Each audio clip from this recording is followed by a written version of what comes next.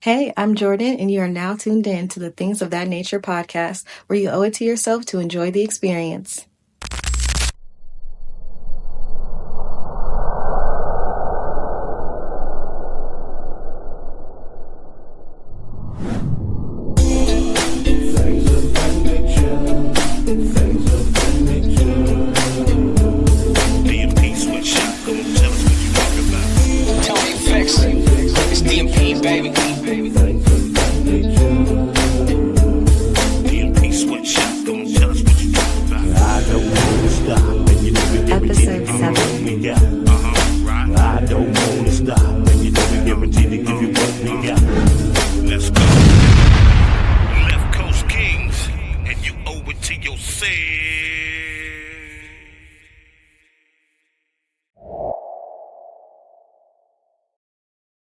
Hey, yo, what's up with it, folks? Cal Grizzly the Chef, most of the time Chef D. Y'all can call me D. Left Coast Kings, we in the building. What's good? What up, world? It's Thing 2, Doc Madnezz, also known as Madman Smooth from Sweatshop Recordings and Demolition Men Productions. Welcome back to Things of That Nature. You owe it to yourself. Yeah. Sponsors. Hey, y'all, come look at this.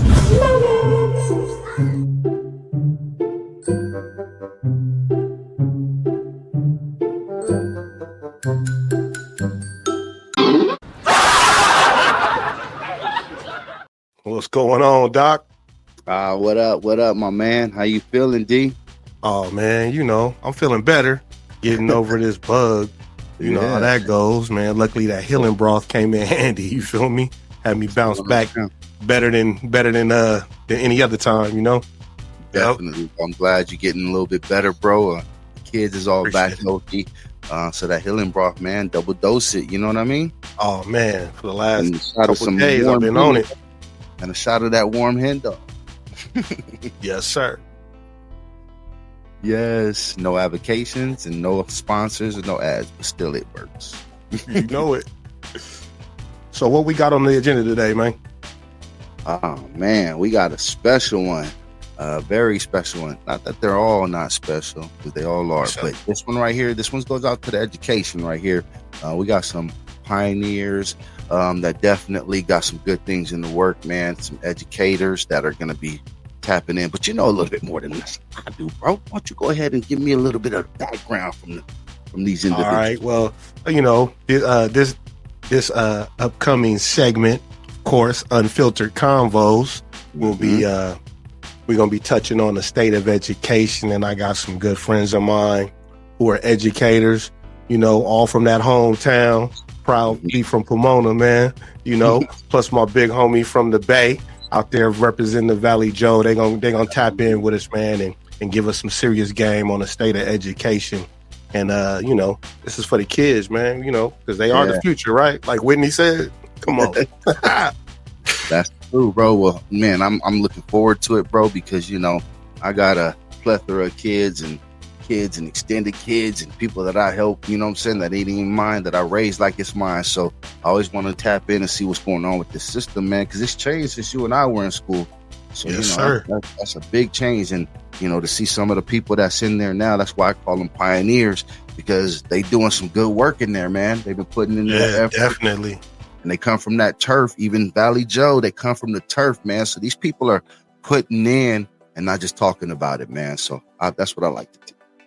Yes, sir. So without further ado, Unfiltered Convos. But before that, let's take a quick break.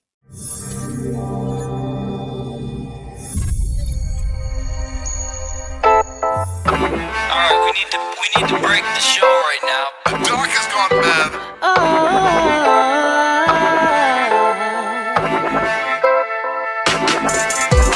How can we survive in a world like this? Ultimately we are one. This is a crisis. How can you tear down our brothers, tear down our sisters, our mothers too? This is a crisis. Chained up with lashes across our backs, we will fight back. This is my bow, we are under attack. Won't allow myself to fall in this trap. Young warriors breaking down barriers. Real fighters never get weary.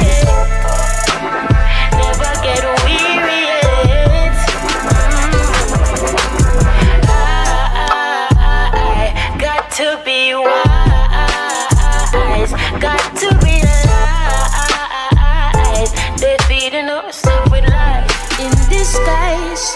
Yes, I'm a fighter, I'm a warrior with a lion's heart, breaking down barriers. I will march with my face to the sun. Jah as my guide, I will overcome. Young warriors breaking down barriers. Real fighters never get weary. Never get weary.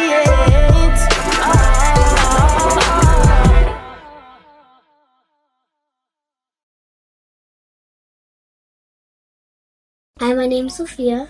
I like drawing, and you're watching Things of That Nature, and you owe it to yourself to come back for more. Bye.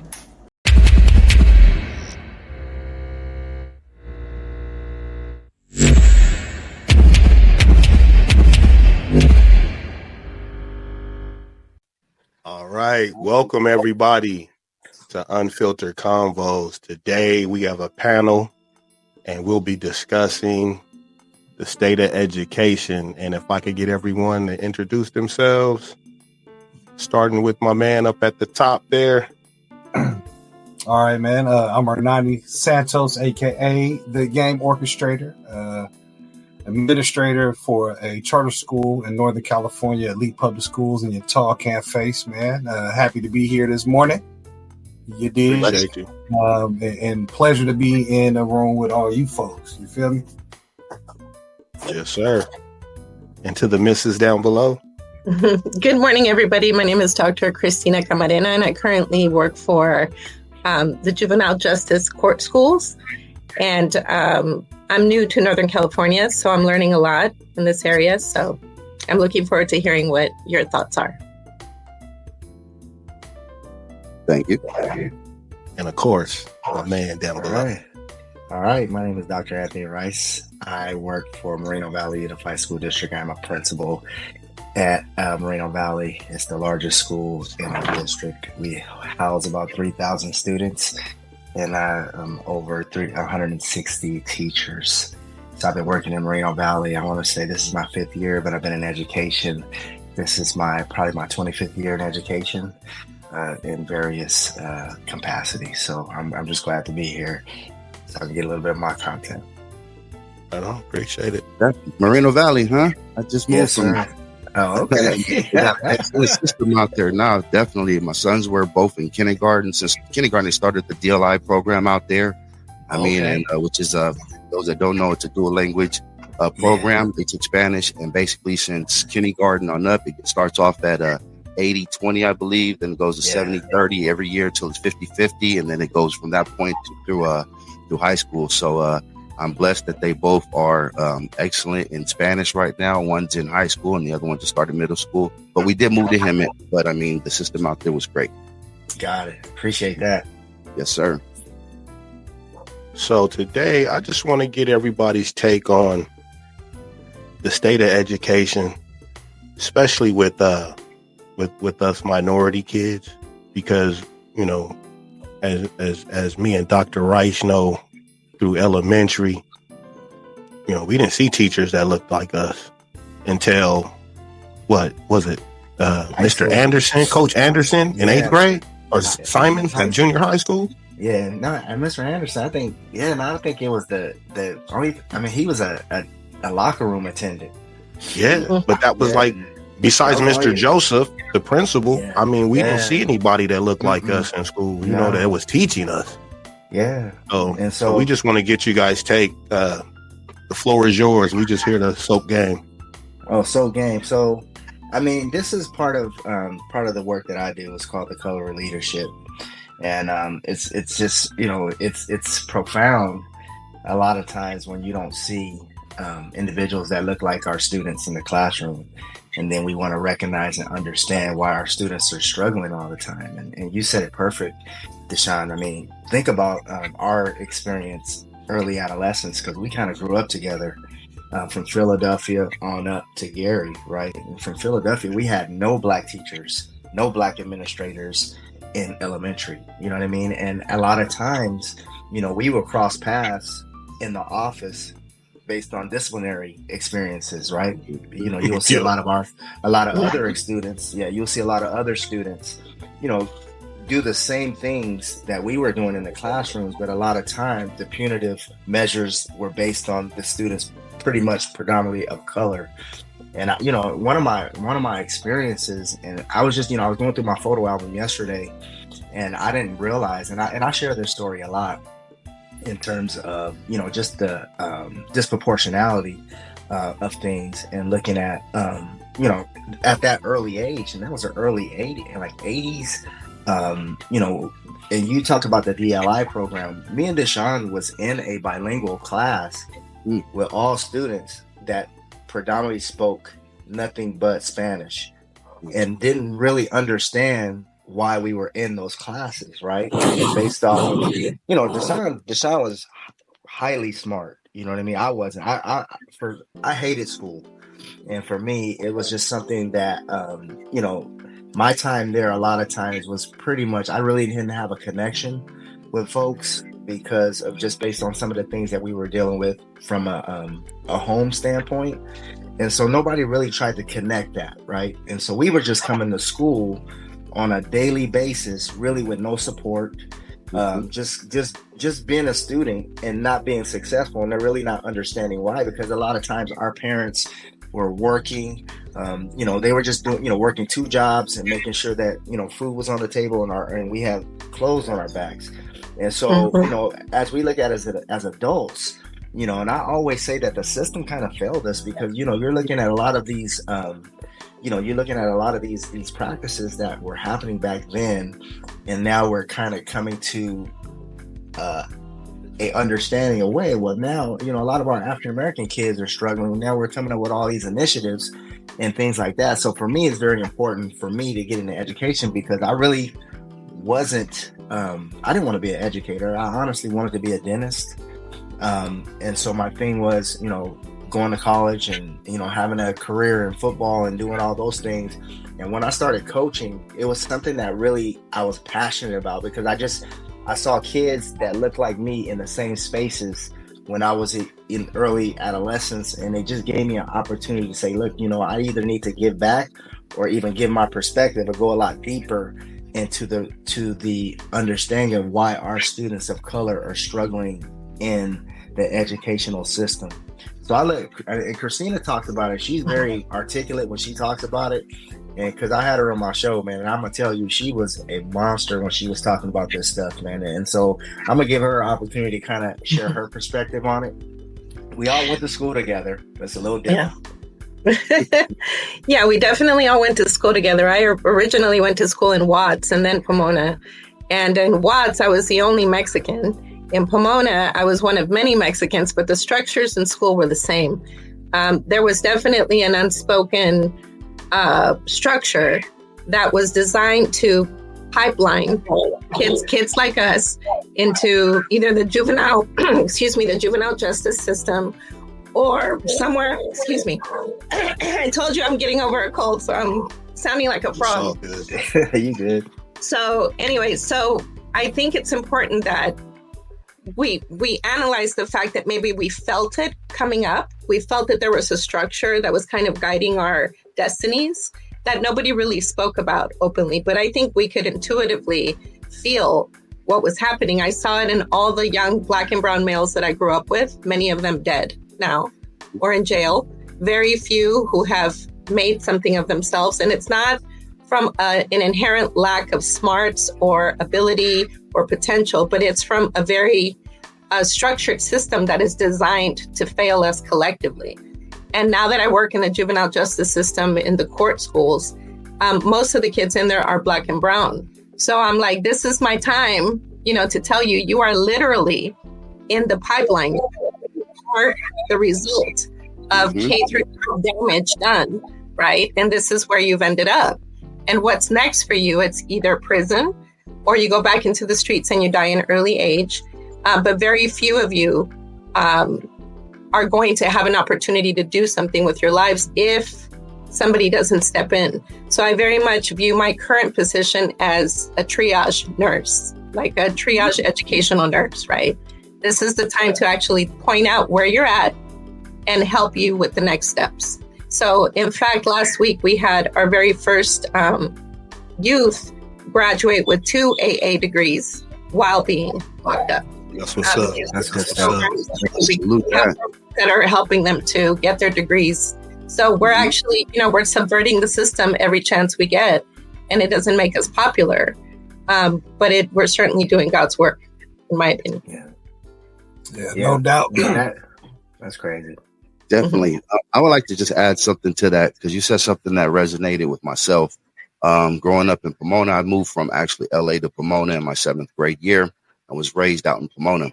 And I'm from a biracial family, Puerto Rican and Black. Raised by my mom, who's Puerto Rican. So when you said that, a lot of the resignation of the LA area, the moving out to the Pomona area, was definitely exactly what you said, as far as when you're looking at the Hispanic, the brown, Blacks, and all of that, right? But what you guys are saying is something that I didn't see anybody that I could resonate with when I first moved, and during that time frame. There was one person, and he was great. Like, literally, he would extend himself. He would make trips to the house. Like you said, parents are normally busy working, things of that nature. So when he would see us falling or slipping, or he felt like, hey, I know you, I've seen you do better. I've seen your attention focus. I know you have it in you, the potential. He would actually extend himself beyond the school time frame, even on weekends, to say, hey, you know what? If you do good on this test, I'll take the top 5 students out to a movie. Things of that nature that made us kind of give incentives to work towards something. But after I got out of middle school, I didn't see it again. It was you're on your own again. And like I said, until somebody comes in and gives you some type of advice or gives you some input, I ended up getting to the point to where I had 2 decisions. I was either going to jail, or they made me choose the military, which I chose the military, and that's how I met Glenn, and then of course met Deshaun. So it was one of those things that is very, very real, and you don't realize it until you get to a point, like experience it, or somebody who goes through it. I had other individuals that I knew, and they're like, that doesn't even sound like a real experience. And it's like, it is. It's something that we really, really have to attend to, give attention to. And that's the reason why I was really excited to have this panel to kind of voice and give some background on everything. So I really appreciate all the work you guys are doing, especially coming out of, there wasn't a lot of foresight to say we're going to have any positiveness in career moving forward. So coming out of the trenches, seeing this panel here, and it's resonating with me already. So I know there's going to be people out there that feel the same way. Well, when we were backstage before we started recording, I mentioned, I don't know who the rapper is out of San Francisco, right? But his quote, or a line he used, or his tagline, whatever you want to call it, it takes the hood to raise the hood. It's hard for anybody to reach someone when you don't have any type of context. You know what I'm saying? In terms of like what they're going through, and just from a culture standpoint, like when you think about it, you have people who are not from the culture, and they don't understand certain things. So, like for example, when you think about like historically, Black churches, right? It's call and response. You're not in church like it's a Catholic church, sitting down there quiet, stand up, kneel down, stand up, sit down. And so in the classroom, that kid may not raise their hand, but they're engaged. They want to give the answer, but that kid now gets punished because they didn't raise their hand first, right? When that's how they've been raised, call and response. The pastor says something, the church says something back, right? So now the kids are being penalized for conducting their business, how they've been raised, which, and nobody would ever argue with the call and response, right? Or even just like you got a kid who may be, rambunctious, so to speak. When it's the minority kid, that kid is bad. When it's the white kid, it's, oh, he's a leader or he's enthusiastic. They have all these descriptors to differentiate, right? And the reality is, when I mentioned like it takes the hood to raise the hood, we need more people of color in positions of leadership in schools. To bring that lens, like you have all this work around, culturally relevant, equity, all of that good stuff, which is all good stuff. But if you don't have the right people to lead that movement, you're asking or tasking someone that doesn't have the context or even aware, the know-it-all, in order to be able to move in that direction. So you got people that go to a professional development, you know, for a day, 2 days, whatever it is, and then being expected to do all that stuff when that's not. I mean, it's no knock against them. They don't have the lived experience. Yeah. And so really, what needs to happen is more people who are from that need to be leading that, right? Like, like you can't learn everything you need to know in a two-day professional development or from reading a book. You need to bring some experts in, you know, experts from the hood, you know, people who understand. Because there's certain things when I get down with my kids, you know, and I'll be honest with you, it's not always, you know, the white administrators. You know, sometimes it could be minority administrators perpetuating the situation because they've done everything right their whole life. Exactly. And so they don't even have that lens. You know, if I did it, you could do it, but that's not how it works, right? So for me, because I made a ton of mistakes growing up, when certain things happen, I'm like, all right, cool. We're gonna deal with it like this. You know what I'm saying? I'm gonna give you the game, and I've been pretty successful because the kids, they trust me because they know, number one, there's no judgment coming from me because what you did, I probably did that and 10 times worse. You know what I'm saying? So I'm not going to judge you. So they take my advice. And so that's the other piece too, is like, are there enough leaders and teachers in that facility that the kids respect and that the kids trust? Because you could speak to a kid all you want to, but if they don't trust what you're saying, they're not going to follow any of the advice. Like, you know, Mr. Such and Such and Miss Such and Such, they don't know what they're talking about. You know what I'm saying? But if it's genuine, they going to soak it up after a while. You know what I'm saying? Yeah. Right. And you got to show and prove. It's really, you got to show and prove. Just like with coaching, you can't be a coach that just points, do it like this, do it like that. Nah, you got to be hands-on, because how can they trust you teaching them if you can't show them what to do? You know, so yeah. Yeah, I think it's important that we have people with the right consciousness, right? Because I always hear, well, I shouldn't say I always hear, but I've come across administrators and school leaders that are, you know, they're my color, they may be Black, and they have the complete opposite mindset that I do. They have a very pull yourself up by the bootstraps kind of thing. And I'm like, no, it's not about just hard work, because if it were about hard work, then immigrants in America would be at a higher social and economic standing, right? It's not just about hard work. It's about addressing systems, right? And also not all skin folk or not all kinfolk are your, or skin folk are your kinfolk, right? It's not, somebody who looks like you is not always going to have the right intentions or the right mindset to help you. I've had educators who were from my same background really discourage me from going to grad school, or discourage me from doing anything really as far as leadership and education. And I've been in it for 26 years. So sometimes the leadership comes from outside of your own group. But that's not to say that it's not our task and it's not our job to educate our own, right? So that they can then go out and replicate those efforts of bringing kids up, inspiring them, but also meeting themselves deeply in their own humanity so that they can then be credible to the students that they're working with. For example, at the juvenile hall, a lot of the kids, we have a lot of people doing programs that come in and do extra work with the kids. And it could be anything from art to yoga to lots of different things. And the kids can spot a phony baloney from a mile away. You know, if there's somebody that comes in there and just tries to fake like they know and they can relate to them, they right away, they will talk about them to their face. They will shame them out of the classroom. They will laugh them out. And I'm just like, hey, like, if you're going to come up here and not be authentic, this is what's going to happen. So I think we have to trust in our own intuition, but also teach kids to trust their own gut and intuition about people as well. And then not everybody that looks like you is going to have your back. And you guys, it started early. You know what I mean? It started in kindergarten. I mean, it's before that, And so our system, we are really failing kids. You know what I mean? And if you think about look at it from a special ed lens too. You know, if you look at it from a special ed lens, a lot of our students of color are now being pushed into those programs because not just because of their academic capacity, based on behavior, right? And based on behavior. and behavior. And I'm thinking to myself, like, man, I mean, you know, if we turn time back 10 years ago, I would have been identified as a student of special needs based on behavior, right?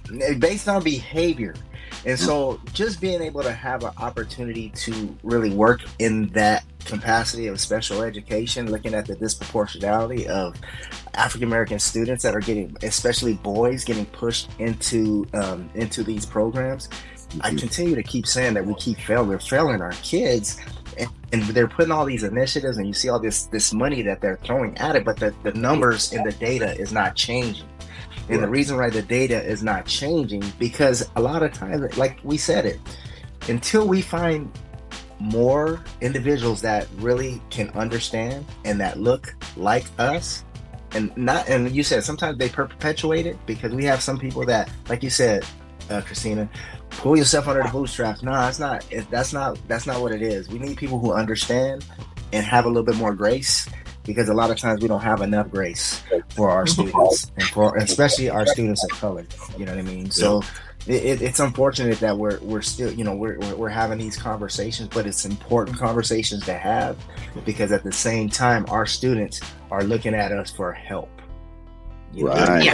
Yeah. And the reality is, I really appreciate that the last comment you made in terms of throwing money, because when you think about the equity work, you know what I'm saying, for all my equity warriors, and I know this is a very simplistic view, but there's an image that everyone who's done any type of equity work is seeing the kids at the fence, right? Yeah. Give them the same box to look over the fence, but only one kid can look over the fence, right? Yeah. In reality, you got to have different height levels in order to make sure.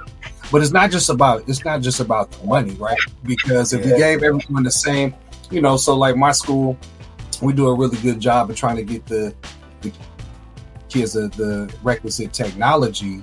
However, if you go to places like Black Hawk, you know what I'm saying, San Ramon, places out here that got money, like these kids got super duper technology. But even if we were to give other kids the same technology, they still don't have the know-how in terms of how to use that technology. So it's not about just giving them a computer, right? Yeah. Resources go a little bit deeper in order to level the playing field. So it might be a computer with some additional supports, right? With intentional training, whereas you could give, you know, other kids, and they've been working on computers since they was 3-4 years old. You just give them the computer, they running with it, right? So it's not just about the money. You know, it's about all of the supports that go with that. And I think people get it misconstrued that if you give them money or give us money, then everything's all good, you know, but you still have to have the people to be able to train these kids up in order to use tools in the right way. Yeah, it's kind of like, here go the money, now shut up. That's what they doing, really. Right. Yeah. Yeah, I've been to... Equity is not equal. Exactly. Right. And I mean, think about it, Anthony. How many schools have we worked in where there's closets full of old technology that no one ever used? So we had the money, but nobody ever put it to good use. The same thing happened with smart boards, right? There wasn't enough teacher training to go around. There wasn't enough student training to go around. And it all just, it ends up being a fancy whiteboard, right? Like it's not smart if you don't know how to use it, right? So... Yeah. So I think as far as resources, in the juvenile hall, the kids aren't even allowed to have internet. So, you know, it's very archaic, right? They type some stuff, they bring it to me. I have to print it for them. Like they're not trusted with any of that. Right. Yeah. But I also think, like, what if we had a better system in place, right? Where the kids had better supervision as far as like a land school program or something like that, where we can supervise what they're looking at instead of just taking away the resources, right? Yeah. And like I said earlier, working with this particular high school age group of kids, they're at their last stop, you know? So I always feel like if we don't get them right now, if you don't, catch their attention right now, then our chances of helping them to redirect their lives are even more reduced than they would normally be. Yeah, and I really appreciate your work, in terms of, these young people being, to their last chance, or, however you stated it. But it's just like health, right? As a country, as a culture, we're reactive versus being proactive. You know, if and not to try to put you out of business, but if the system was really about all kids, we know the system is functioning properly, right? Because it's doing exactly what it's set out to do. But if it was really about all kids, then you probably wouldn't have a job right now in terms of at the juvenile justice system. And I'd happily give it up. I'd happily give it up. Yeah. I mean, I don't want kids to be in there, but I think if we are going to have them in there, it needs to be a much more structured, much more targeted effort to have them leave the system equipped with something, some certification, some college, degrees under their belts, something that's going to help them, not just. We have frequent flyers coming in all the time, especially in the county that I work in. They come in, they a few weeks later, they come back, a few weeks later, they come back. And it's just in and out, in and out. And I think if we had a chance to keep them for a specific amount of time where we could equip them with, resources and training, then they could at least go out and have something to show for their time in there, not just coming in and out, and then just practicing to be in prison later, Yeah. And so when you talk about the technology, now we're back to a system of being punitive, right? Yes, exactly. And that punitive system dehumanizes people, right? Like absolutely. At the schools, the punitive consequence of suspension.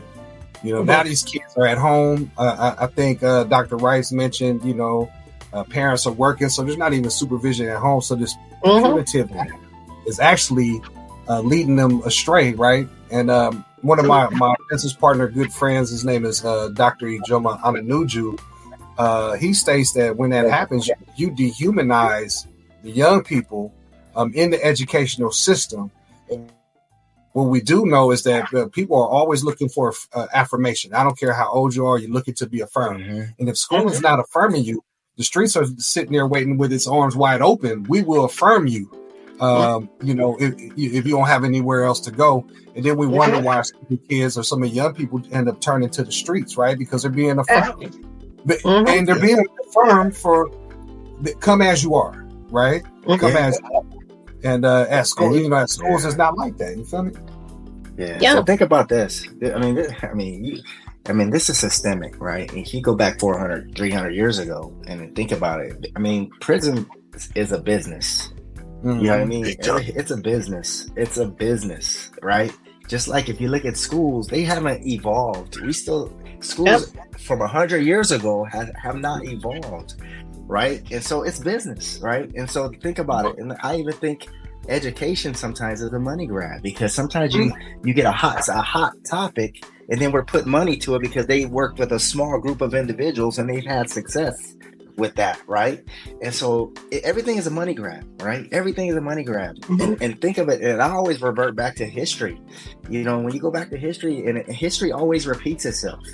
It always repeats itself. And if you look at, the structure of how, like you just said right now, everything is punitive and punishments and students of color and the same type of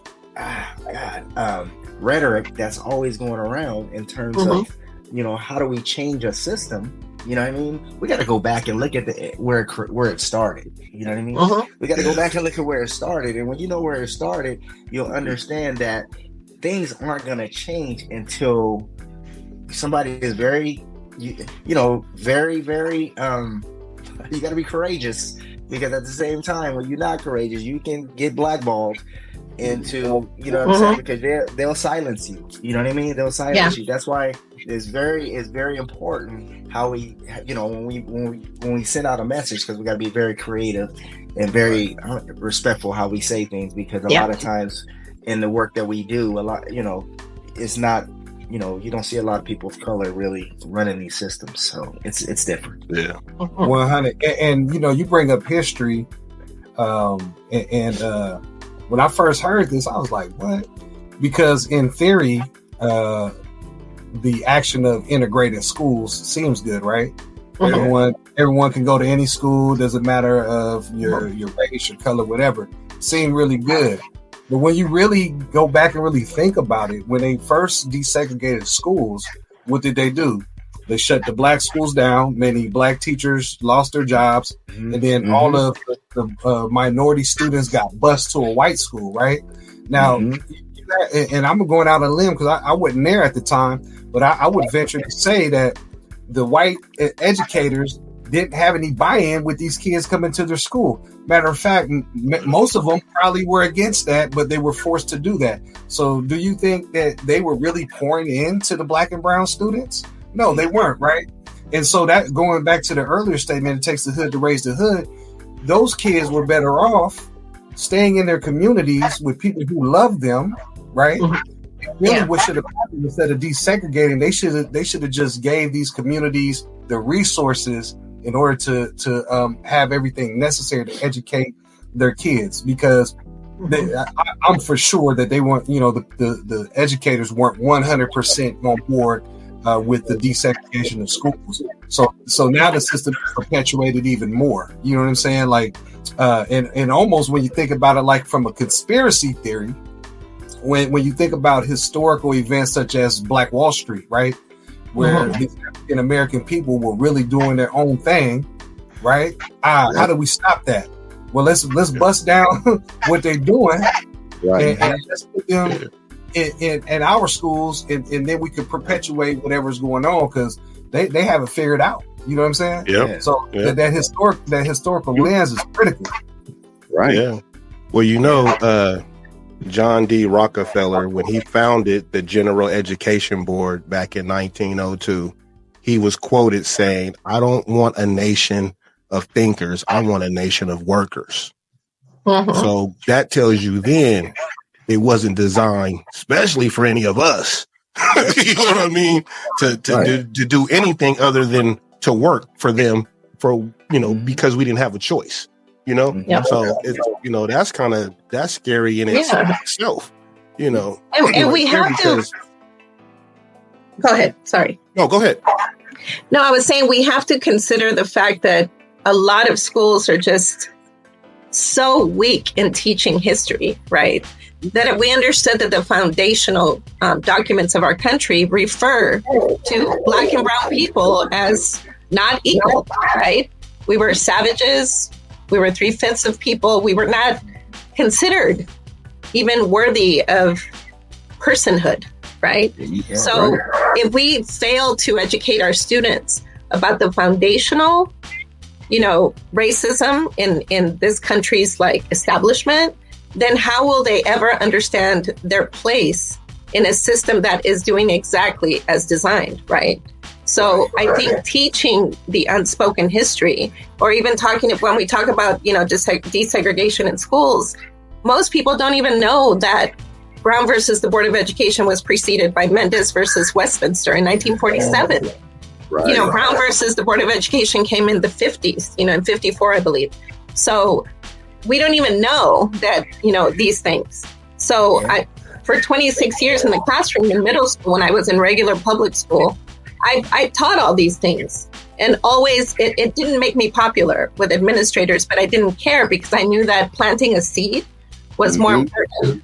So 26 years later, all the kids that have been in my classroom, they know what, Madnezz versus Westminster means. They know what 3/5 of a human means. They know that natives, that we were called savages from the beginning as an excuse to take all of our resources in our land. And so all these things are really important to know so that you understand your place and your calling within the system. And the system doesn't need to be, revised. It needs to be completely dismantled and recreated. And I don't care, I don't care if it makes me unpopular. That's what needs to happen. This system is meant to grant me my emancipation because I don't belong to the in group, right? Right. So kids need to know that, and you need to speak in an unfiltered way about it, because there's no other option. Otherwise, you're betraying yourself and you're betraying your ancestors for sure. Yeah. Absolutely. Just think about how schools are funded, right? Right. Yeah. If you live in an area that's wealthy, your school gets more money. Just that in itself. That's ridiculous. Yep. I found that out about the lotto. Yeah. They say the lottery for kids, they raise the money for, because of the lottery for kids. And I found out being in Vacaville that they were like, oh, well, if your city doing good, you get the money.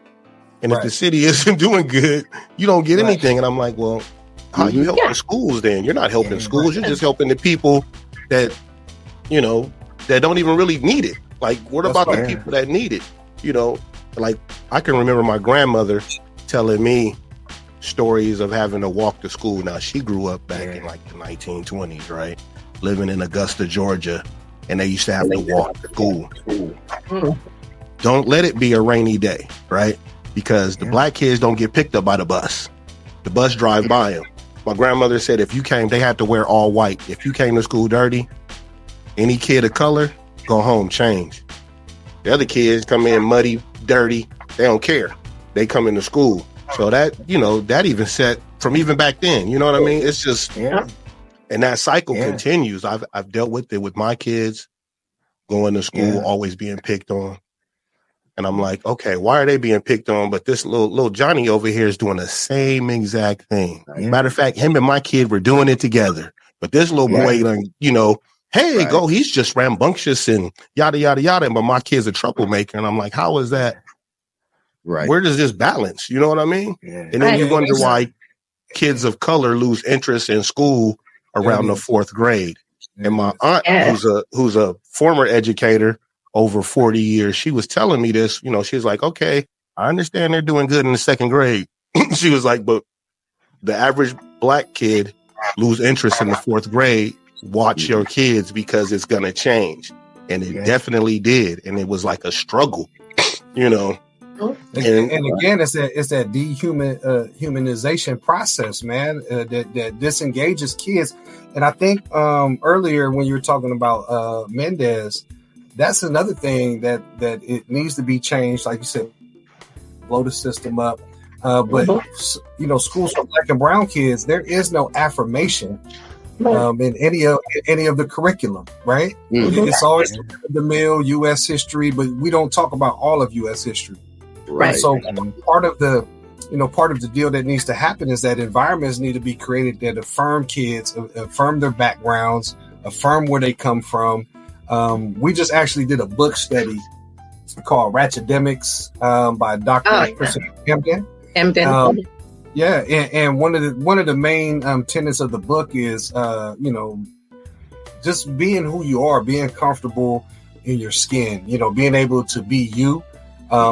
He talks a lot about, like, even as educators, as people climb through the ranks, having to fit a certain mold and not being able to be your ratchet self, right? It was very funny because D, you've known me for a long time. I've been the same dude. The way I operate even at school, you know what I'm saying? Like, I am my ratchet self, unapologetically. And that's the other thing. The system doesn't allow for students to be their authentic self. And then, these concepts or points of history are being forced upon them, but it does not have anything to do with their culture or their background. So of course they're going to become disengaged and not interested in, they're not doing any learning about themselves. Right. Yeah, Mr. Santos, and I want to piggyback on that, because when you think about when you interrupt the system, those people go crazy.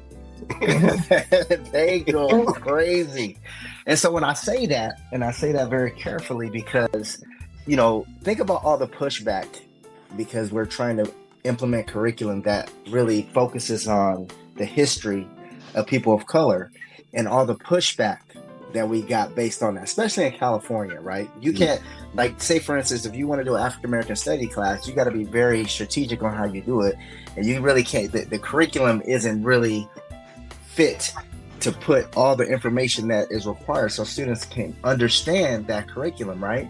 And so even thinking about critical race theory, I mean, they don't even really understand. They're like, well, that's just gonna, because people are afraid of a lot of that, right? So when you interrupt the system, these people go crazy. When I say go crazy, they going crazy. Oh, They're afraid of the truth. You saw that January 6th, man. They about to interrupt the system. You going nuts. Right. You know what I mean? And then on that day, they not even paying attention. Oh no, that's not. They completely. They didn't even act like that even happened. You know what I'm saying? But you let a black movement or a people of color movement happen, man. That stuff is, oh man, these people are just doing everything they can do to disrupt the system.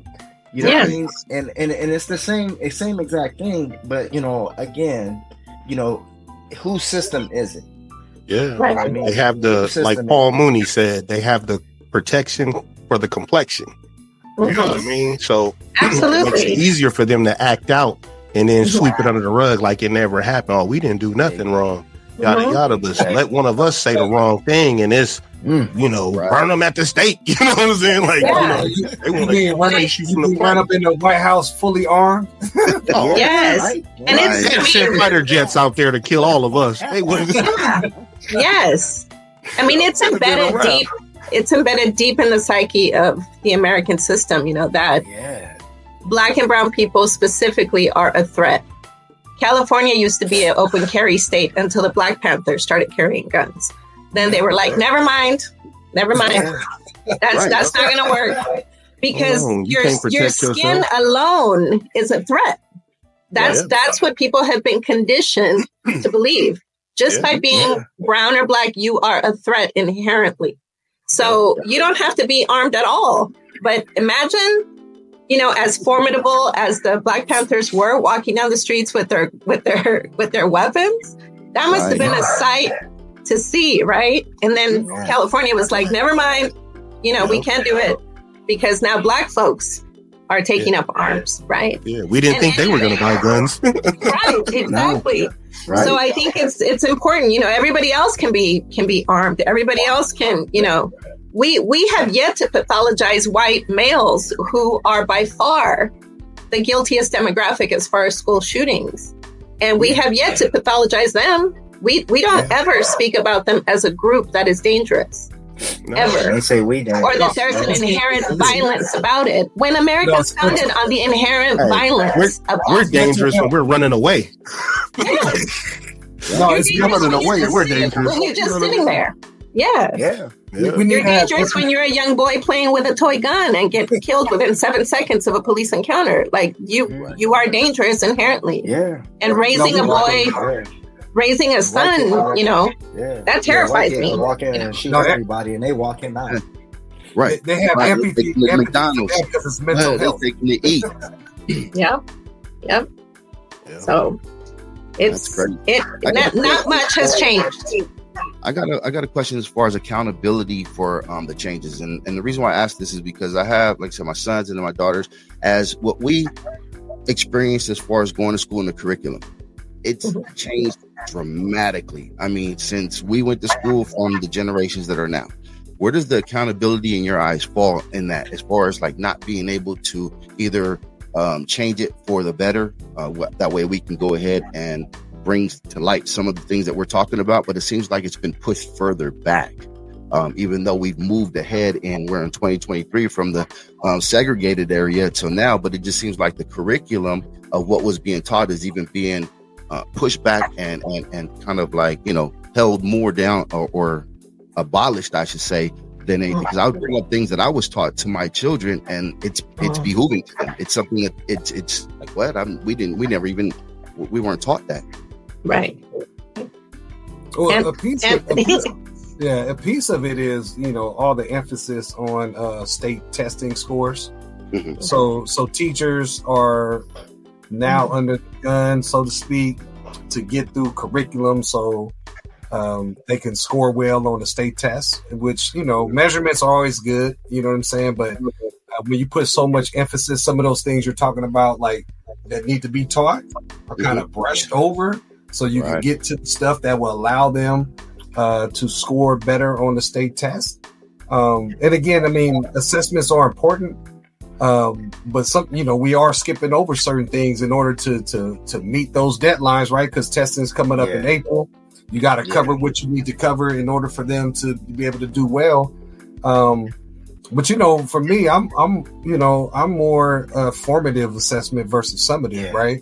How about we assess the kids as we go, but how can you standardize that to be able to compare apples and oranges, not just statewide but countrywide? That part is a little difficult, but that's why some of the things are being brushed over because of the emphasis in the state score. So, for example, I'm a assistant CEO at a charter school. Well, part of maintaining a charter is that you have to show growth in the scores for the state testing, right? Mm-hmm. And so, like, schools are under a lot of pressure in order to, have these scores. I think that's a piece of it. Here's the thing, you always hear veteran teachers say, well, this is the way I've always done it. I think mindset's a huge thing. Right. Just because that's the way you've always done it, that doesn't mean it's effective, right? Yeah. And so I think mindset is a huge thing. Like when we look at disproportionality and you see that the system's not working, why would you continue to do that, right? That's a definition of insanity, right? Right. Do things over and over, but you still get the same results. Yeah. That's mindset, man. Until it affects your community, you ain't really tripping, actually. Right. So think about it this way. And I always look at it like this. Imagine teachers getting paid based off their results in terms of how students are responding in the classroom and how they're being able to build the capacity of their students within that classroom, right? So at the end of the day, there's no real accountability because you still get paid the same amount each and every day. But at the same time, all you can say is, well, it's not my fault. Then it's the parents' fault. It's their fault. Right. It's their fault. It ain't our fault. We doing what we have to do. We come to work every day and we're teaching these kids, and it's not our fault if they're not willing to learn, right? And so, and I agree with the test scores and the things like that. You're looking at test scores, looking at curriculum. You're trying to push curriculum because you have to meet the deadline of you got to follow your tier system. But at the end of the day, I'm looking at it like, these unions are strong too. These teacher unions are strong. You know what I mean? And so, the accountability piece, think about it. And I think Arnold Schwarzenegger said it a long time ago in terms of paying, it's like being an athlete, right? It's like being an athlete. You get paid off of your performance, right? The better your performance, the higher you get paid. If you ain't performing, you get cut, you get fired, but you can't fire teachers, right? If they aren't performing. Only thing you can do is go in and give them assistance plan, work with this teacher, make sure that they're following all the guidelines, making sure that they're meeting the requirements and things like that. But, it's not, this system, it's interesting because what if, you got paid based off of your performance and how you are connecting kids and how you work with students and how students are performing, but it's not that way, and people are just like they don't care. It's not their fault. Wow. Yeah, I think on the surface level, it's easy to say, because that's basically merit pay, right? Yeah. So and that's problematic in a system that is driven and undergirded by white supremacy, right? Because who's going to be targeted as far as kids failing, right? So it's important that, yes, we acknowledge there's many, many subpar teachers. Teaching is an easy job to sit at and just get paid and not do anything, right? Because you're not being constantly supervised every day. There's not somebody in your classroom every day. So you can put on a good show for an administrator when they come in, but be a pretty subpar, mediocre teacher the rest of the year, right? So I'll grant you that. But I think the problem with merit pay is that teachers are not responsible for the damage done educationally prior to the kids landing in their classrooms. So I think it's wildly unfair to task them with rectifying all the damage done in that 1 year of performance. So I think it's problematic in that sense. But I think the theory behind it, you get paid for what you actually do for your performance.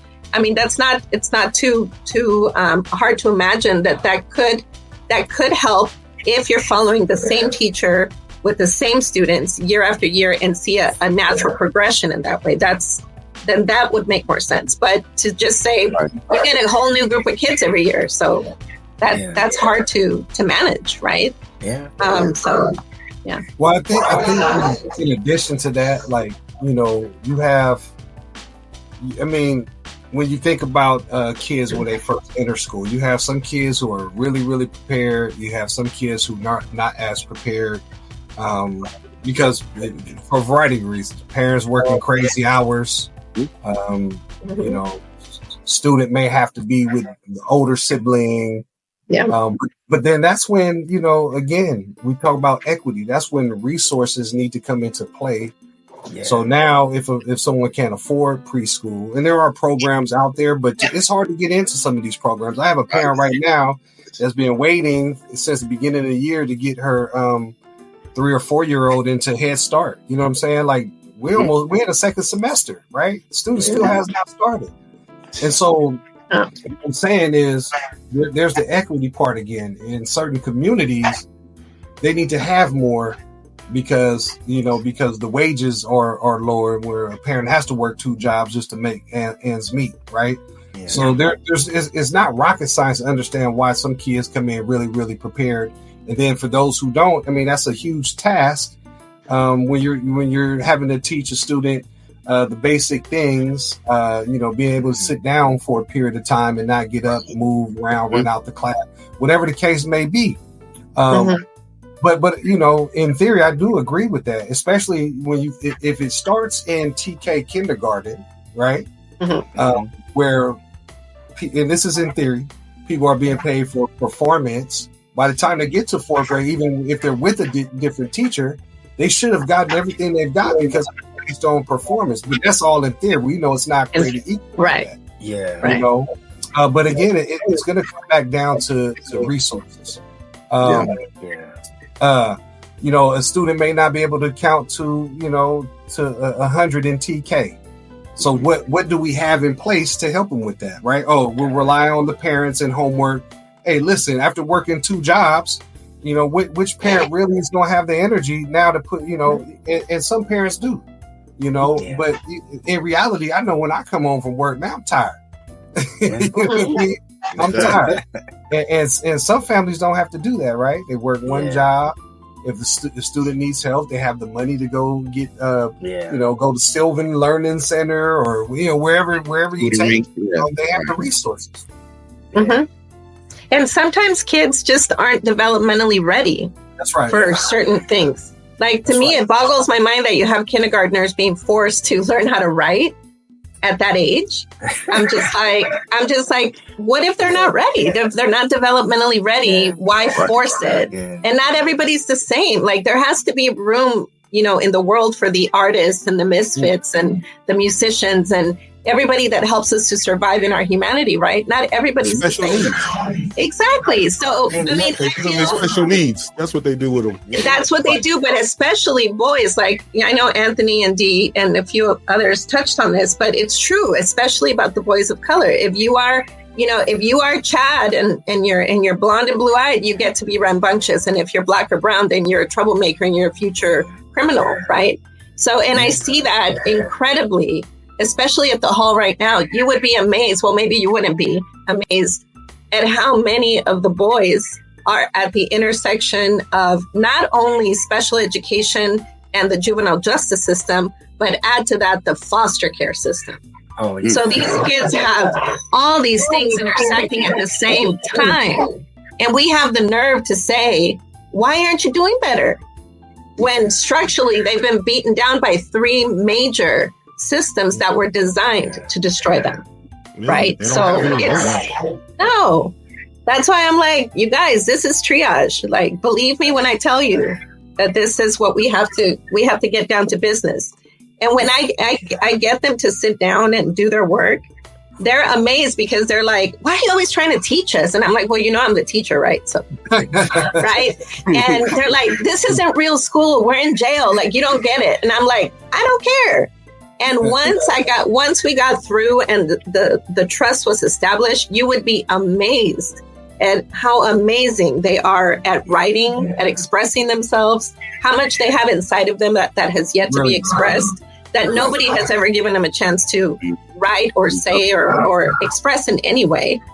So we do it all in that class. And I have quite a bit of freedom because the kids are considered, throwaways in many ways. So unfortunately, that's how they're viewed by the system. So I have freedom to structure my lessons pretty much in any way that I see fit. And I think that's very freeing for me as an educator. But I think for them, it's a very unorthodox way of being taught. But it also helps them to see that they really are students. They really are thinkers. And that because of their trauma, unfortunately, they have a tremendous ability to read the world around them. So we need more teachers like you. So That's right. Year 26, I'm getting tired. When you think about alternative education, right? Mm-hmm. Minds always shift to continuation high school, community-based school. Yeah. But alternative ed is not just that. You know what I'm saying? No. Alternative ed should be for different ways of learning. Because I appreciate what you just said, because there's a lot of brilliance in those young people. Mm-hmm. Yeah. Also, I would like to just add, when I'm thinking about resources as well, one thing we don't factor in, especially in in Black and brown neighborhoods. I'm sure at this point everyone's familiar with ACEs, right? Adverse childhood experiences. Mm-hmm. Yes. Many of these students need that work for these toxic, traumatic experiences prior to getting to school, because some of the behaviors that we do see are responses to their lived experiences. So thank you. When we say kids, or some kids come prepared, they're probably not living in these toxic environments, right? Yeah. Exactly. And so prior to getting into school, like preschool, going to preschool, like there should be something that the kids can get the help they need to deal with these ACEs, right? These adverse childhood experiences. Mm-hmm. And I will say this too, and this is, I'm not knocking any teacher from anywhere, but for me, this is just my lens. When we look at the state testing and the scores, it's just my opinion. Certain kids, because they are prepared when they come in, they're going to test high regardless, right? You could be the best teacher, you could be a teacher that's you're okay, but these kids have such a firm support system. So when you look at what they've been prepared to do, some of these students could even teach themselves. You know what I'm saying? And when we see the schools that aren't performing so well, it's not that they can't. Like you said, these kids that you have in the hall are brilliant.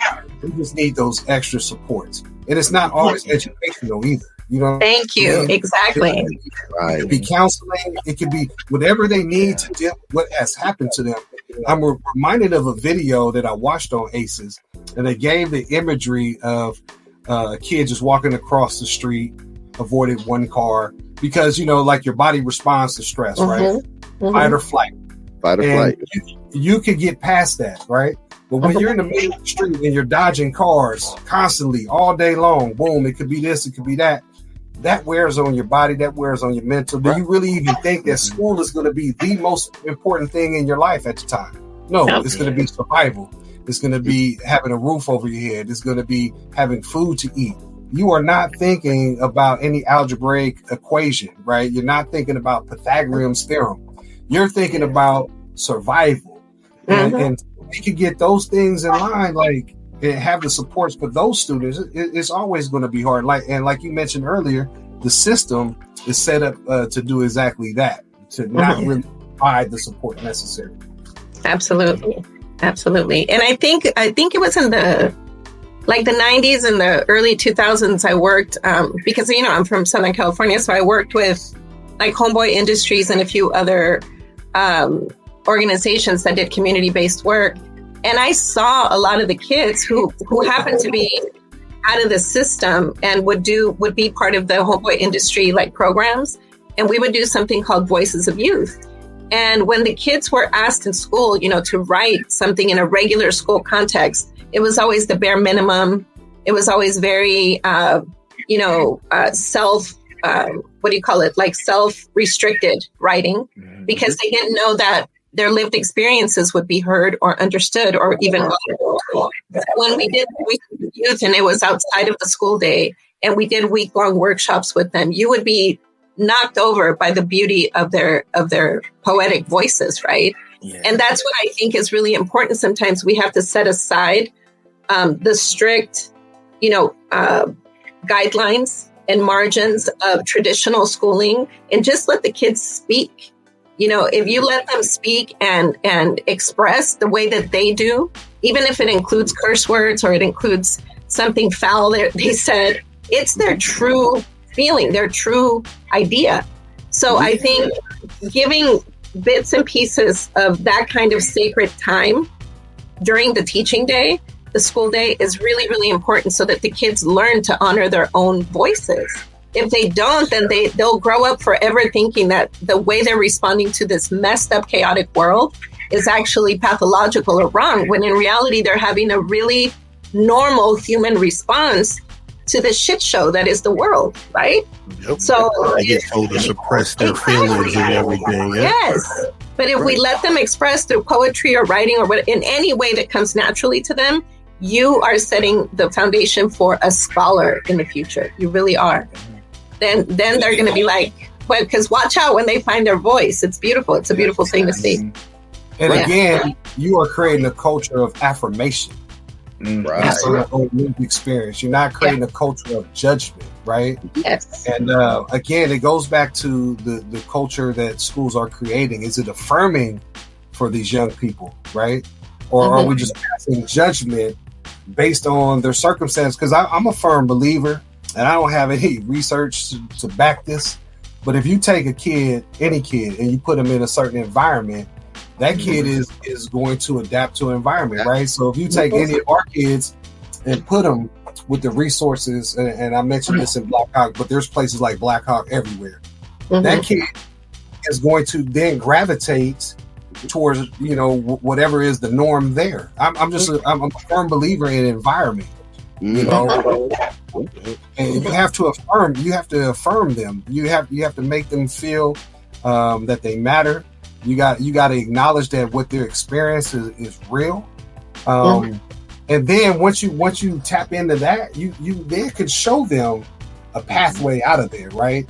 But the old cliche, kids don't care what you know until they know that you care.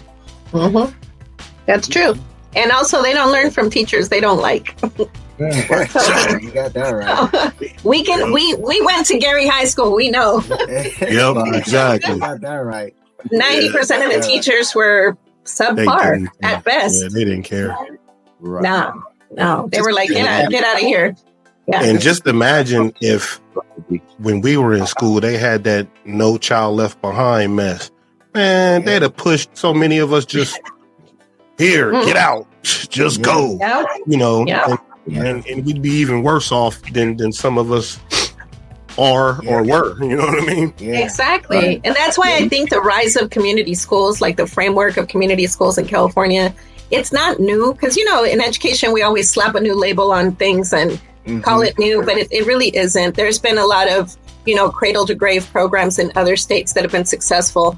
But in California, I like the notion of having a community school framework because it's like the hub for all students to receive more than just educational support, but like mental health support, any other type of support, things having to do with McKinney-Vento, homelessness issues, anything that involves community is all done at the school where it's considered to be like the heart of the community, the hub where you go get your resources. And I think that's a good movement for California, at least. But I'm curious to see where it goes, Yeah. So what do y'all think about that? A lot of our schools are going into that community school. So a lot of our schools are infusing like social workers, all that into the schools and mentors and things like that because it's needed, right? And so, like you said, Christina, I would like to see how far that goes. But when the funding is gone for all that, where are all those programs going to go? You know what I mean? A lot of times, the state, we fund a lot, but then at some point, look at California. We're $60 billion in a deficit right now. You know what I mean? And so, where are they going to cut first? You know what I mean? Where are they gonna cut first? You know what I mean? So absolutely education at all times. And unfortunately, that's what happens.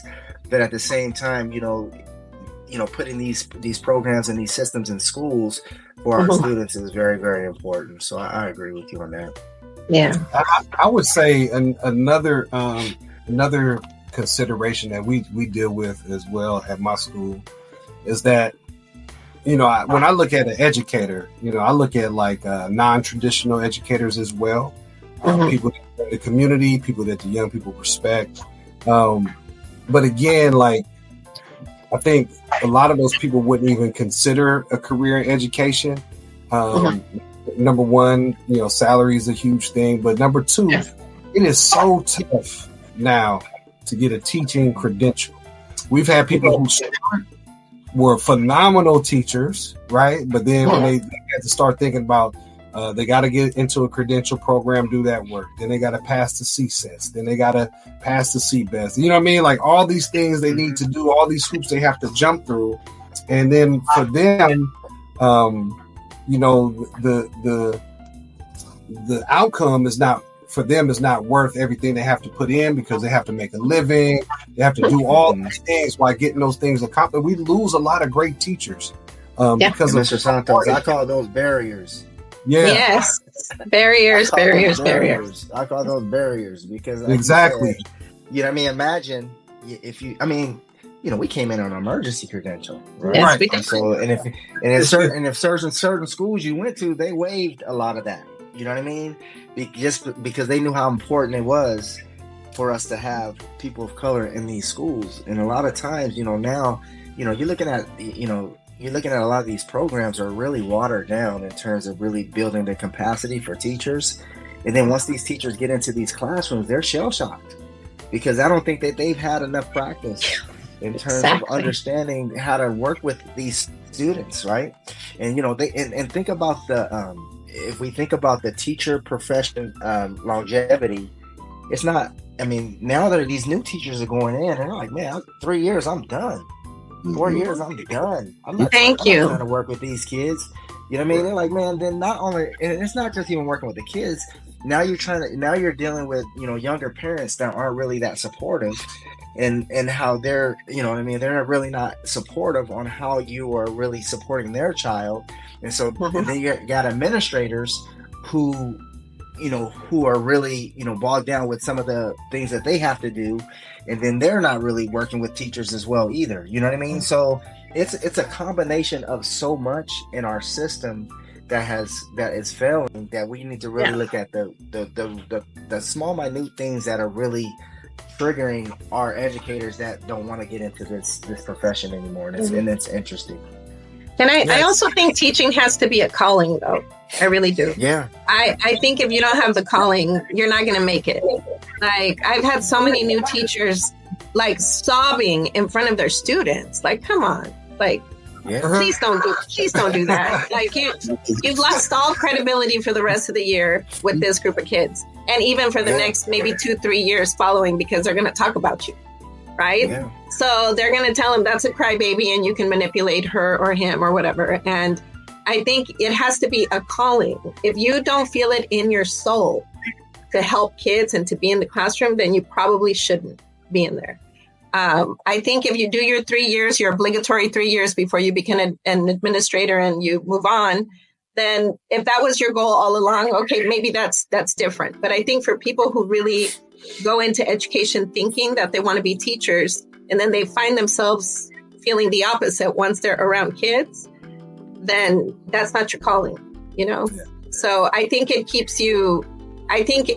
teaching can keep you invigorated and young for a long time if it's your calling, right? Because it feeds your soul.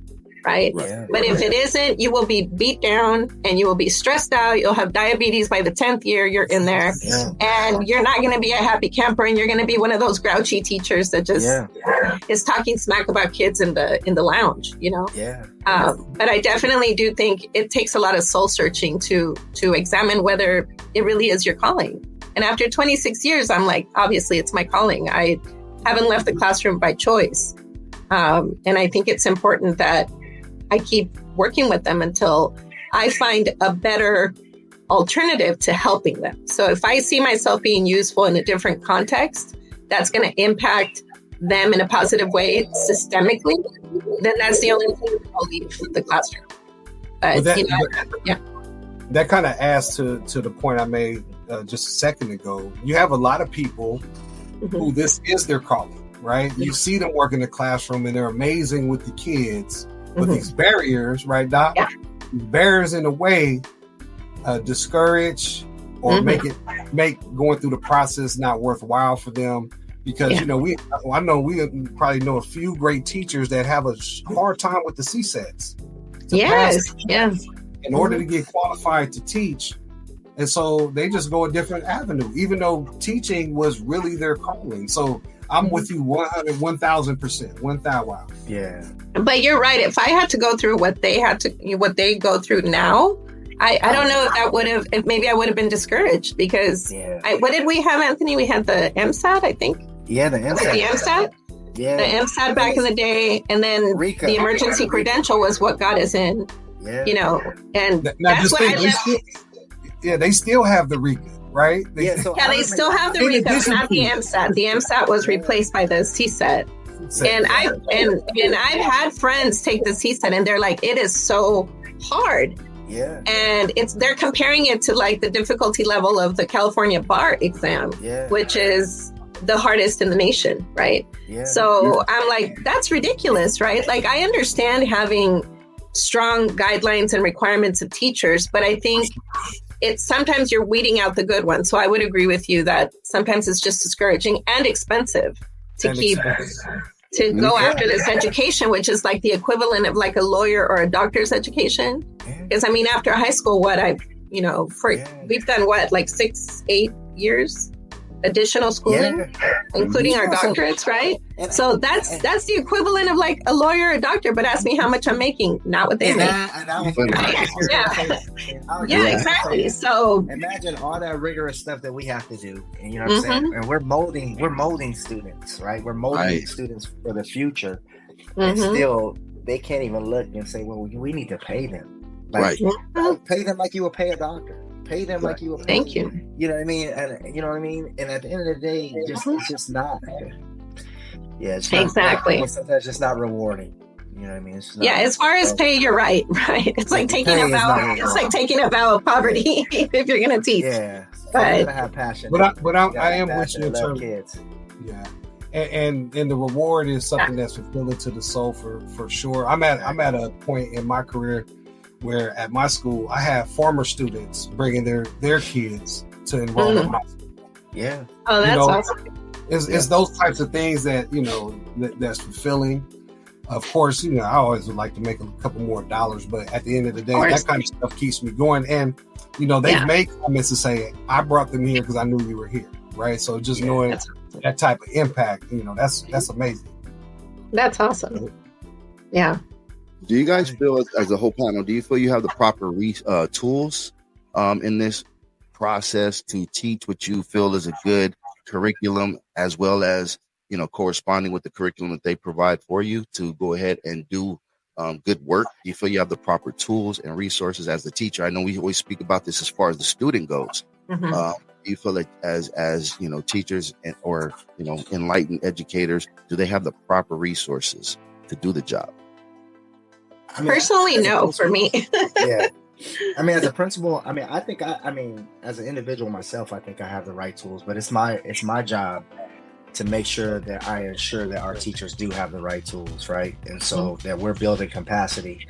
A lot of times, as administrators, we're trying to make sure that we are looking at the resources that are provided to us and ensuring that our teachers are well trained, so that they're able to, go into their classroom appropriately and provide those resources to our students. But sometimes it's not that. Sometimes it's not the skill; it's the will. Talk that talk.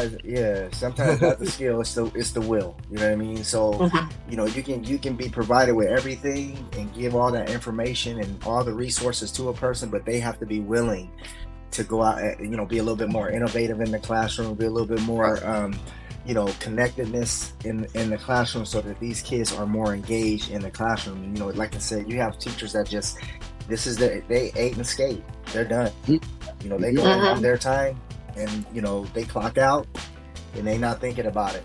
You know, you have some teachers that they constantly, how do I get my kids better?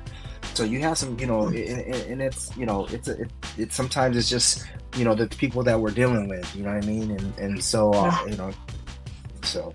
Yeah. I also think it's a time factor too, right? So especially, you know, in districts, so we're non-union, but like as a charter school, but like districts with union, it's very specific in terms of like when they come to work, when they get off work, and I get all that, but then you think you have 1 week before the school year starts to get all your PDs in, right? Yeah. The school year starts. Once the school year starts, you know, all bets are off, man.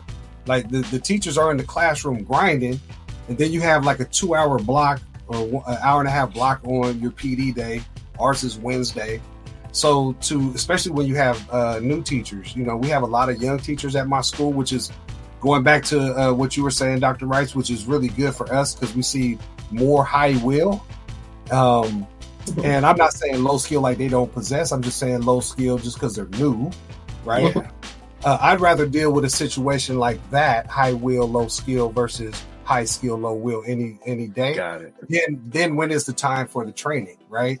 Because during the PD, you got to go through all logistics. You know, you got to train them in, you know, especially when they're new in your student information. I mean, there's so many things you got to pack in to 1 week, and then boom, the school year starts. So when does all that training and the curriculum happen? Like we do a good job. We have several other PD days during the year, and we try to utilize that.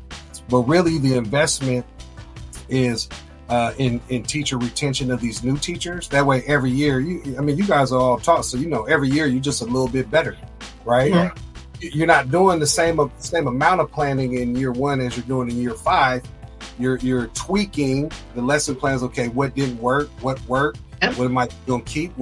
But you don't have to get familiar with the whole thing. So that's where we're focusing a lot of effort into teacher retention, because we just know over time things become more automatic, systematic for them. That's right. I think for me, coming in new to the court schools was I had the luxury of playing dumb. So asking for a lot of things because I was new, right? So I was like, oh, well, do I get this? Do I get that? And I think because they really wanted to keep me, they were giving me what I needed, right? Which was cool. But I also noticed that it was a lot of a sink or swim model, right? They were like, well, just go in there and figure it out, right? Yeah. And I'm thinking, okay, well, if this wasn't my 26th year, what would this do to a new teacher, right? Like a new teacher would be so discouraged. So I'm thinking, no, I don't have the tools as far as being prepared by, because they gave me all the so-called, things I need, the ancillaries, the programs, the computer stuff, but I didn't get taught how to do it. I didn't get trained on how to do it. So that was a disadvantage for me. But the good thing is that I brought all my lessons from all my other years of teaching. I have them saved. So I just, tweak them to my new group of kids. And I have to play kind of like a counselor role in this position as well, because I have to keep track of their units to see if they can graduate at a certain time. So it was a new experience in that sense, but I was able to do it because I had the experience. But I think any other new teacher would have really, really. So. Okay. Yep. Well, man, this was very, very informative. Absolutely. But I think we might have to wrap this up and maybe continue this at another time. Absolutely. But I want to appreciate all of you for coming on and spitting this game, because it's really needed, man. I appreciate all of you a lot, and it was good to see my peoples, man, because I ain't seen y'all ever. You know what I mean? See you. We're 6 P's in a hex, baby. We know what's up. I just want to add, thank you guys for taking your time during the holidays to come and bless us with a lot of the information, knowledge, experience, and having kids in the system as well. I'm sure a lot of people will be able to take from this. And thank you very much. And keep doing what you're doing. It's definitely an upstanding job. If you're not told enough, thank you. Thank you so much, everybody. So, and let me do this, Deshaun. I just want to put a plug out there on my book. My book will be out in February, man. It's The Color of Okay, Leadership. for sure. We're gonna have you back on.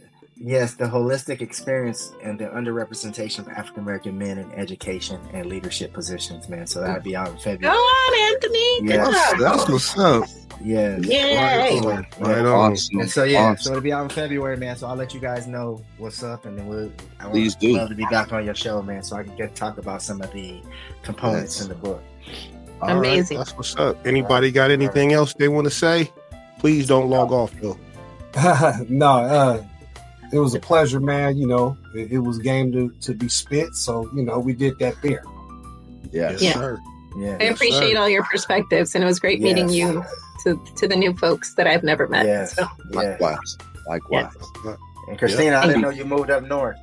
I did. I live in the East Bay now. Congratulations. Thank you. What part of the East Bay do you live at? Hayward. Oh, my daughter, she went to Cal State East Bay, so she was my ask. Yeah. Right. So I got my boy's going to community college. My he's almost 19, but he followed me. He was like, I'm going with you. So he's going to school out here, and yeah, it's good. It's been good. The weather's a lot colder, but it's good. Cool. In the haystack. Yeah, new beginning. That's alrighty. Yeah. All right. All right. Well, for Unfiltered Convos, I'm D. That's my man, Doc Madnezz. Until next time, y'all. Peace. All right. Let's find out about despotism. These children are being taught to accept uncritically whatever they're told. And if books and newspapers and the radio are efficiently controlled, the people will read and accept exactly what the few in control want them to. From democracy to despotism. All right, we need to break the show right now. The Doc has gone mad. They have been leading you down a path of lies, all to hide the truth. And here's what's really going on. FEMA has more power than the President of the United States or the Congress. I see past the smoking mirrors. Every day things get a little clearer. Don't believe what the masses say. They manipulate the lower class. It's a chess game. Mind controlled by fear with these hidden agendas. Prophecies say the end is near.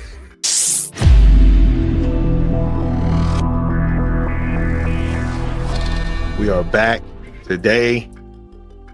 All right, man. That was definitely something worth listening to. A lot of game. Put that on repeat because I know y'all didn't catch that all the first time, but man, y'all gonna have to take notes. Real talk, man. They was we even have to, had to come back, bro, because it got a little bit lengthy, but definitely it's a great information. I just want to give a shout out to each panel member that came through and blessed us during the season right now to take time away from family. But I know their extended families is education. So that's great to see. And definitely, I know they even had stuff to go take care of and get off and handle, kind of like as we were wrapping things up towards the end of the show. So the job's never done. But man, definitely. We also got to make sure that we plug that book. You know what I'm saying? That Dr. Oh, yeah, Rice. definitely. It's the, man, I forgot the book already. I'm tripping, bro. It is Dr. Anthony Rice and The Color of Leadership. Right. So we will be having that man back in a future episode to promote the book and talk to him a little bit more about his life and his in the trials and tribulations that he's been through and what brought him to where he is today. I said, that's a solid dude. I've been knowing him for, all my life, bro. Third grade, I think we go back. So yeah, to watch the accomplishments is a pleasure, and I'm proud to call that dude a homie. You know what I mean? That's real. You have many experiences, just with you dealing. I know you got kids and you got, had to go through the school system with them and just the difference. You have any experiences you would like to share with us in regards to this panel that we just spoke with? Man, I wish there was more teachers like that around when my kids were coming up, because some of the teachers that my kids dealt with, man, I don't think they understood like this panel was discussing. They didn't have that passion or that understanding to know how to deal with my children, being children of color in a school that was predominantly not like us. There weren't, I honestly don't recall seeing any teachers with them through elementary, junior high, and I'm not, and even high school that were like them.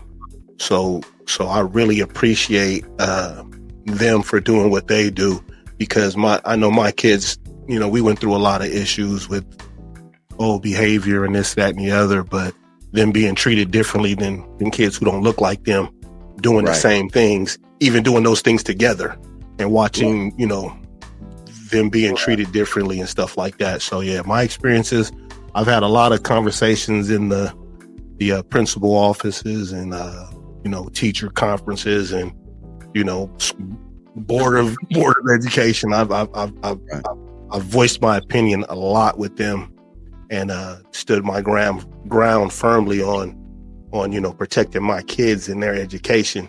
Because sometimes, man, you have to step in, because like they said, some teachers they just getting a check. They're not always held accountable. So yeah, man, I had a lot of experience with that. And they weren't all good, they weren't all bad, but they could have definitely been a lot better, Yeah. What about you, man? Bro, uphill battle, man.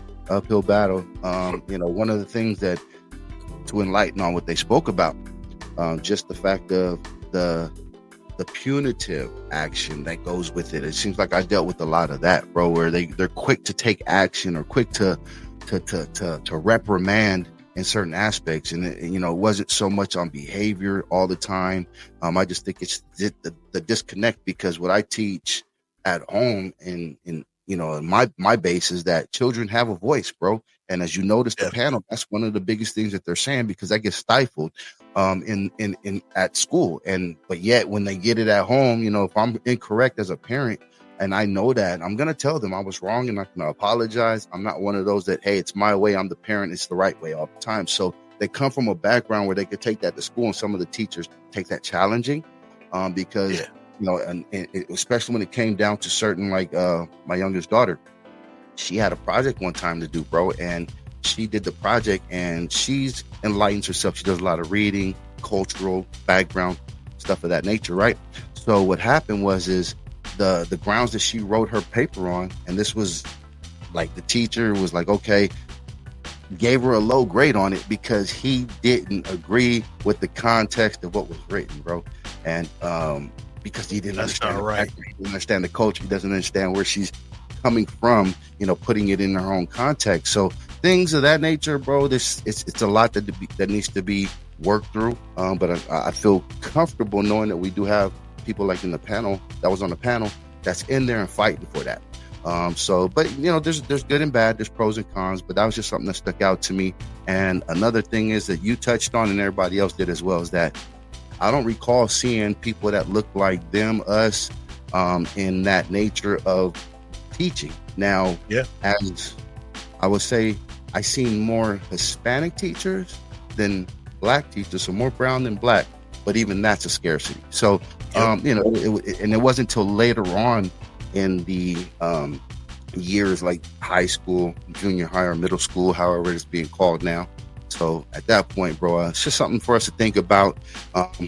And as you alluded to in the actual segment on, well, everybody did, but you also gave some background in history of who started it, the Rockefellers.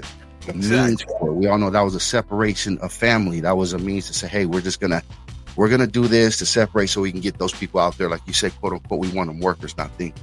And I'm vice versa. We're thinkers. We know that, right? Everything, even this shit we're doing right now is work, right? But think about it, to have grounds and to be able to articulate that, that's something to definitely to all the parents out there, all the students out there, man, just you guys got voices. Just keep doing what you're doing. If there's something not right, there's people that are in place. All we could do is try to bark up that tree and do the right, go the right way and handle it. But at the same time, there's always going to be a little bit of resistance. They call them barriers, even for themselves. So if they're barriers for the teachers and educators, there's barriers for the students. So keep that in mind, man. It's just something to, I can't wait to get them back, bro. I got much more to discuss and find out. And I'm sure a lot of people have questions. So any comments, anything, we're going to have this panel, probably even more back. So just drop some comments in there. Tell us what you guys have, in your mind, what you're thinking about, what's going on, any experiences. We love to share those with people that come on the panel and with the rest of the world. So, yeah. That's right. Like, subscribe, follow, and comment, and definitely share. Yeah. Sharing's caring. Exactly. Yes, sir. So without any further ado, I guess we're going to call it another wonderful session or segment or episode, whatever y'all want to call them, man. We just hope y'all tuning in and tapping in and listening, because there's more to come. There's always have something or things of that nature to be discussed. You feel me? Always. But before we end it, we'll be right back. Got a quick break for y'all. Don't go nowhere. Everybody that you call your friend ain't your friend. Be careful who you learn to have love for, because everybody that you love don't love you. People will come in your life and feel like I dance better than you. I sang better than you. I cook better than you. I look better than you. I'm stronger than you. So why all those guys over there respect you more than me? Some people are not your friend. Everybody that smile with you ain't smiling with you. Everybody that calls you bestie is not your friend. People will leech onto you, or they will grow in you like a parasite. Watch out for these parasites. Parasites and leeches. Get them out of your life. I know you see them already. When people give you a warning sign, pay attention to that warning sign. Watch those people in your circle. They'll hurt you. Stop being so afraid to cut people off and walk away from them. It's okay to be by yourself sometimes, because at the end of the day, you're not going to hurt you.